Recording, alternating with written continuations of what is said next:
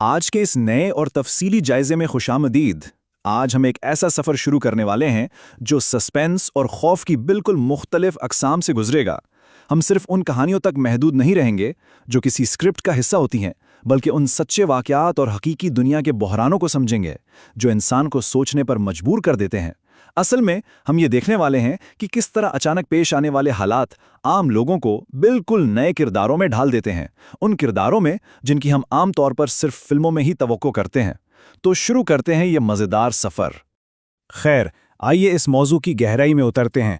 जब हम डर या खौफ के बारे में सोचते हैं तो जहन में फ़ौरन किसी भूत या ख्याली राक्षस का तस्वुर आता है ना? लेकिन असल सवाल यह है कि क्या चीज़ हमें वाकई अंदर तक डरा देती है? क्या ये वो चीज़ है जो सिर्फ स्क्रीन पर नजर आती है, या फिर वो जो रोज़मर्रा की ज़िंदगी में बिना किसी वार्निंग के अचानक सामने आ जाए? ये वो लम्हात हैं जब इंसानी बर्दाश्त किसी नामालूम चीज़ से टकराती है और अचानक एक आम सा शख्स किसी थ्रिलर के किरदार की तरह बर्ताव करने पर मजबूर हो जाता है। आइए कुछ ऐसी ही सच्ची कहानियां देखते हैं। अब जरा इस मंजर का तसव्वुर करें। एक शख्स सिर्फ 6 इंच पानी में बैठा है, लेकिन ये पानी कोई आम पानी नहीं, बल्कि लेक सुपीरियर का 60 डिग्री ठंडा यखबस्ता पानी है। एक जोड़ा जो मिशिगन में अपनी सालगिरह मनाने के लिए कायाकिंग कर रहा था, अचानक मौसम ने पलटी खाई, लहरें बेकाबू हो गईं और घंटों की मुसलसल जिद्दोजहद के बाद कायाक में पानी भरना शुरू हो गया। ठंडे पानी में हाइपोथर्मिया का डर, ये कोई लिखी हुई स्क्रिप्ट नहीं थी, ये बका की एक ऐसी सच्ची जंग थी जिसने इन आम लोगों को कुदरत के सामने बेबस और एक अहम किरदार में तब्दील कर दिया। एड्रेनलिन से भरपूर एक हकीकी संगीन सूरत हाल। और हाँ, कभी कभी इस नामालूम का खौफ कहीं दूर नहीं बल्कि हमारे अपने घर के पिछवाड़े तक आ पहुंचता है। रात के 2 बजे का वक्त हो, देहाती इलाके का एक सुनसान घर, और खिड़की से बाहर डेक पर एक लंबा अजीब सा साया नजर आए। पहले लगता है कि शायद कोई जानवर होगा, लेकिन फिर जो हकीकत खुलती है वो किसी भी चीज से ज्यादा खौफनाक है। वो एक इंसान था जो बिल्ली के प्याले से बना हाथों का इस्तेमाल किए महज मुंह लगाकर खाना खा रहा था। ये नाकाबिले फहम और अजीबोगरीब हरकत रात के अंधेरे में एक ऐसा खौफ पैदा करती है जो किसी भी भूत प्रेत की कहानी को पीछे छोड़ दे। इसी नामालूम खौफ को थोड़ा और आगे बढ़ाते हैं। कैटस्किल्स की एक बिल्कुल सुनसान अंधेरी पहाड़ी सड़क को फर्ज करें। एक तेज रफ्तार 90 के दहाई की मस्टैंग गाड़ी जो वहां लगभग एक हादसे का सबब बनती है और फिर अचानक से गायब। बाद में पता चलता है कि वही मस्टैंग उसी घर के बाहर खड़ी थी जहां ड्राइवर्स पनाह लेने गए थे। एक अजीब सी घुड़ती हुई नजर, रात के अंधेरे में घर की तमाम बत्तियों का अचानक जलना बुझना और हर तरफ से गूंजती हुई एक पुरस्रार आवाज। अगली सुबह इंकशाफ होता है कि वो मस्टैंग गाड़ी तो पिछली रात ही खाई में गिरकर तबाह हो चुकी थी। ये बातें ये साबित करती हैं कि कभी-कभी असल जिंदगी कहानियों से कहीं ज्यादा हैरानकुन किरदार और वाकयात सामने ले आती है। और ये अगला वाकया इस बेचैनी को बेहतरीन अंदाज में जाहिर करता है। एक खामोश और पोश अपार्टमेंट बिल्डिंग में डर का ये सिलसिला देखें। दिन पहला, जब दालान में जली हुई गोभी की अजीब सी बू आती है। चौथे दिन तक ये बू एक लाश की खौफनाक बदबू में तब्दील हो जाती है। छठा दिन और गायब रिहायशी की लाश बाथटब से मिलती है। लेकिन रुकिए, सबसे डरावना हिस्सा मौत नहीं है।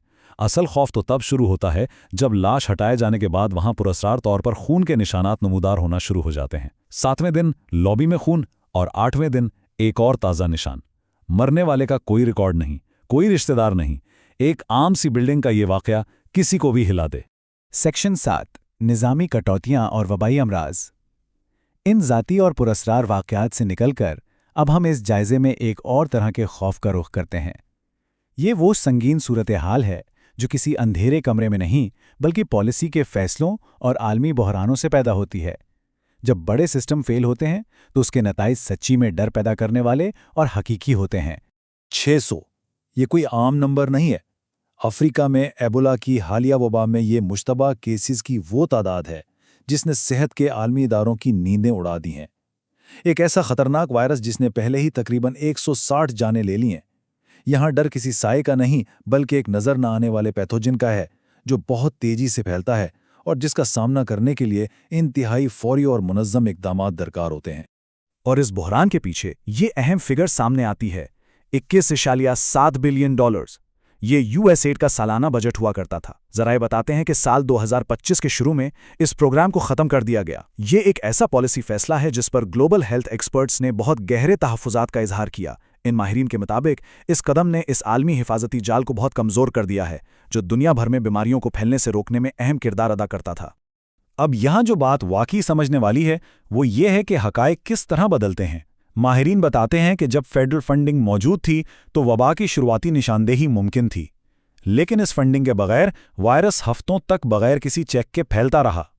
मेडिकल सप्लाइज देखें तो पहले हिफाजती सामान क्लिनिक्स तक पहुंच रहा था, जबकि अब उसकी शदीद किल्लत है और मकामी वर्कर्स जिन्हें पहले कॉन्टैक्ट ट्रेसिंग के लिए मदद मिलती थी अब दूसरी नौकरियां ढूंढने पर मजबूर हो गए हैं।